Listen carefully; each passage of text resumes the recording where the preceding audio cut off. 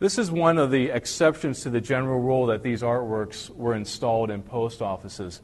This is one of actually 3 murals that were installed in the federal courthouse in downtown Pittsburgh. And if you look closely, the tell here is the scales of justice against the wall. This is interesting because, again, it's in a federal courthouse. It's also one of only a handful of frescoes.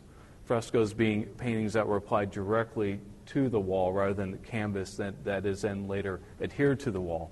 And this is really interesting. We chose this for a lot of reasons as literally our poster for the exhibit.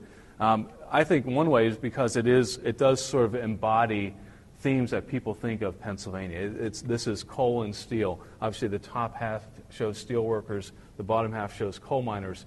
And what's also interesting about this, for people like me who know nothing about art, or next to nothing about art, I immediately recognize this as a very 30s-like mural. It's very much in the Diego Rivera tradition.